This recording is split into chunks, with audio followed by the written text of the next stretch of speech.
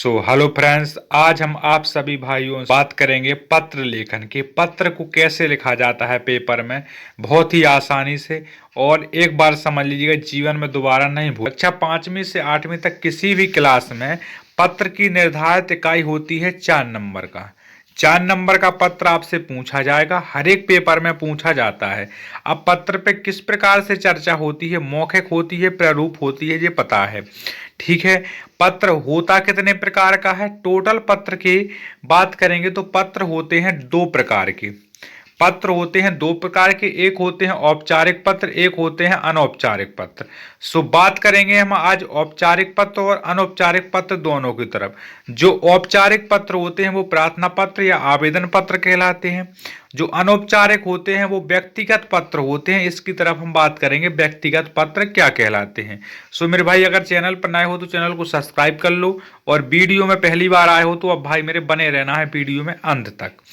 अब सबसे पहली बात होती है हमारी औपचारिक पत्र की, कि भाई मेरे औपचारिक पत्र क्या होता है। तो औपचारिक पत्र समझो मेरे प्यारे मित्र कि औपचारिक पत्र क्या होता है।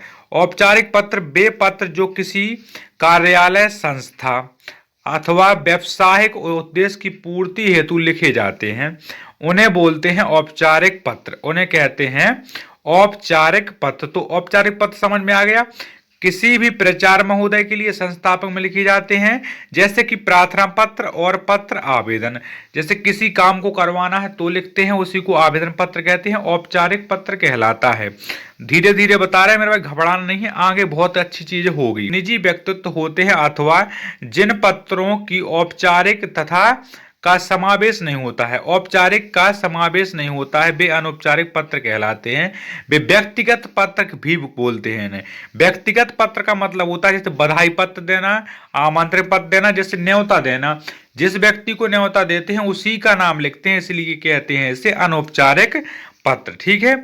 बात करेंगे औपचारिक पत्र, जिससे बोलते हैं प्रार्थना पत्र या पत्र खाली। ठीक है ना, प्रार्थना पत्र या पत्र बोलते हैं जिससे। ठीक है। आमंत्रण आता अनौपचारिक में, औपचारिक में प्रार्थना पत्र आता है।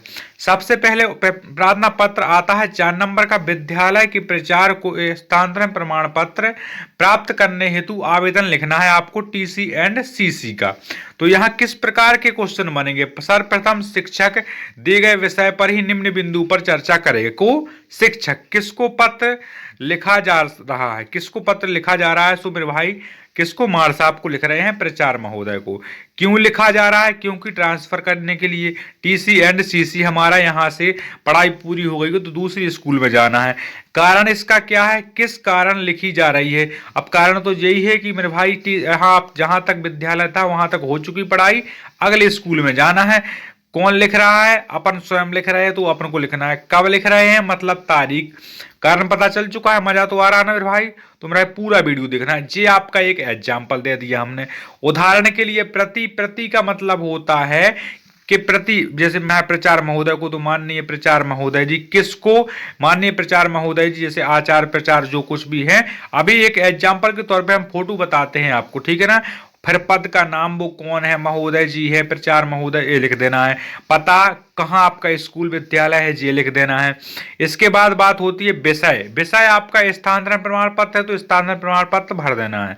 तीसरे नंबर पर होता है इसका कारण संबंधित, भाई जो हमने अभी पहले बताया है बिल्कुल वो, ये कब और किसको और दिनांक। तो ये वाला डब्बा पूरा जिसको समझ में आ चुका है, वो एप्लीकेशन में कभी भी नंबर नहीं कटेंगे उसके 4 नंबर। तो इसी के साथ आपको बने रहना तो आपको मजा आएगा। अभी औपचारिक प्रति का मतलब होता है आवेदन। प्रति के सामने महोदय जी का नाम लिखना है।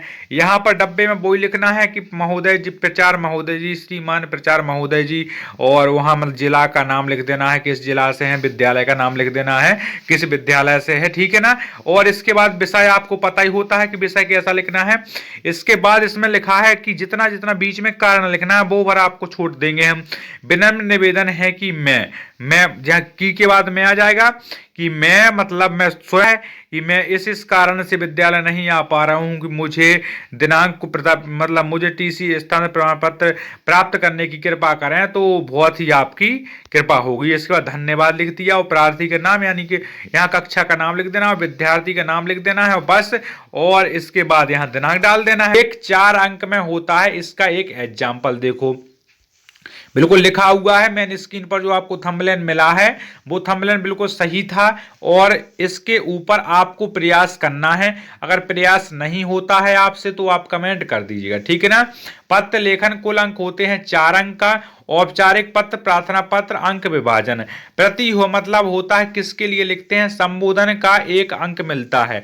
यहाँ पूरे आपके नंबर क्लियर होते हैं। कैसे आपको चेक करने में नंबर मिलेंगे, अगर आपने संबोधन करते हुए किसको लिखा है तो यहाँ आपको 60 से 1 नंबर मिल जाएगा। इसके बाद होता है किस विषय के ऊपर बात की है आपने, तो यहाँ पर 1 नंबर मिल जाएगा। 4 नंबर का होना है। फिर विनम्र निवेदन है कि ऐसा वैसा फलाना दिखाना, और यहाँ पर पूरे का 1 नंबर मिलेगा। धन्यवाद में आपको 1 नंबर और प्रार्थी दोनों का 1 नंबर मिलेगा। एप्लीकेशन यानी प्रार्थना पत्र या आवेदन पत्र में, प्रार्थना पत्र या निमंत्रण में, आमंत्रण पत्र में, दोनों में अपना नाम यहाँ डाल देते हो, ऊपर संबोधन वाले का नाम डाल देते हो और विषय डाल देते हो, तो 4 नंबर में 3 नंबर आपके पक्के हैं। इतना सारा डाटा नहीं भी लिखते हो तो 3 नंबर आपको मिल जाएंगे। नोट क्या होता है कि प्रार्थी पत्र के बाईं ओर भी लिखा, अगर आप दाईं ओर की यहाँ की जगह आप यहाँ भी लिख देते हो तो भी ये नंबर आपको 1 मिलेगा। ये नोट है। अतः बाईं तथा दाईं ओर में से किसी भी ओर प्रार्थी लिखा जाना चाहिए। प्रार्थी का मतलब होता है आपका नाम, आपका रोल नंबर, आपका किस कक्षा में पढ़ते हो और दिनांक। इतनी चीजें आप लिख देते हो तो 1 नंबर आपका कोई भी नहीं काट सकता।